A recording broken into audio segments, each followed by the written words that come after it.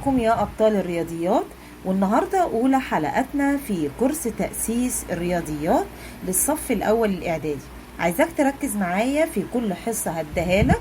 احنا هناخد عدد من الحصص علشان تأهلنا للمنهج الجديد، وأولى حلقاتنا النهاردة هندرس فيها أنواع الأعداد.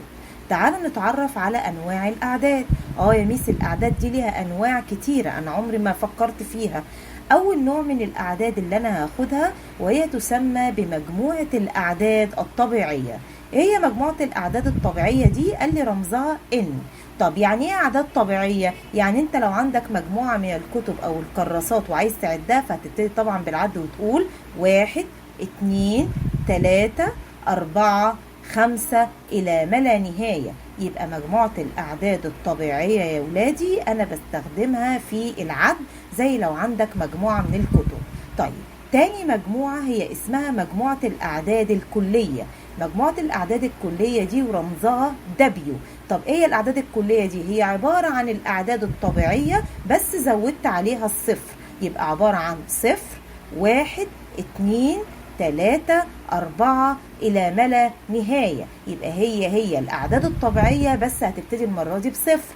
طب تالت مجموعة أنا هدرسها وهي ما تسمى بمجموعة الأعداد الصحيحة. والأعداد الصحيحة دي أكبر من الأعداد الطبيعية ودي رمزها R. وفيها 3 مجموعات، فيها الأعداد الموجبة اللي أكبر من الصفر، وفيها الأعداد السالبة اللي أصغر من الصفر، وفيها الصفر ذات نفسه. يبقى فيها الصفر 1 2 3 والواحد والاتنين والتلاتة دي بتسمى أعداد موجبة ودي تكتب على يمين الصفر، وفيها أعداد سالبة بكتبها على الشمال زي -1 -2 -3 إلى ما لا نهاية.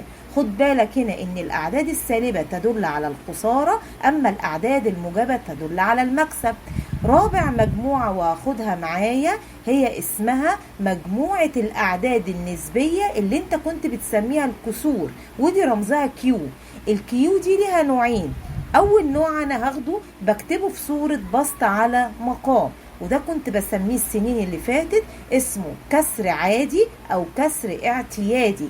زي مين يعني يا ميس؟ زي ما اجي اقول لك 3 على الأربعة، البسط بتاعي هو 3 ومقامي هو 4. في نوع تاني اللي بيتكتب بعلامة عشرية وده عندي بسميه كسر عشري او عدد عشري. والعدد العشري ده بعرفه ازاي يا ولاد؟ بيبقى على شمال العلامة في رقم غير الصفر زي 3 صحيح و5/10.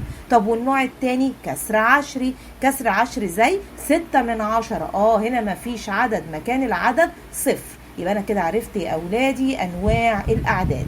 تعالى ناخد مثال يوضح اللي احنا قلناه. اول مثال بيجي يقول لي هنا عبر عن المواقف الآتية. ايه هي المواقف اللي انا هديها لك؟ هديك مجموعة من المواقف مكتوبة بالعربي وانت عليك تترجمها لعدد صحيح. زي لما اجي اقول لك ربح مازن 1000 جنيه. مازن ربح يعني كسب، يبقى التعبير عنه عدد موجب، يبقى هقول له 1000 او موجب 1000 بس الموجب ما بكتبهوش. طب تعالى نشوف مثال رقم 2. خسر عمر 100 جنيه.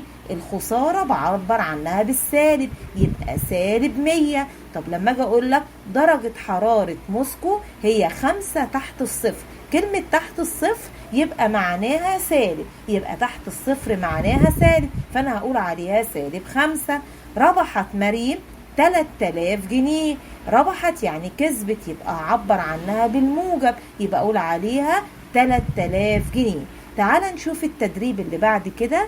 يجي يقول لي هنا اكتب نوع العدد، هل هو عدد طبيعي ولا عدد صحيح ولا ليس منهم؟ الإجابة دي انت هتجاوبها عندك في التعليقات، وأول 10 هيجاوبوا عليها في التعليقات أنا هكتب أساميهم المرة الجاية في أول حصة، واشوفكم هناك إن شاء الله.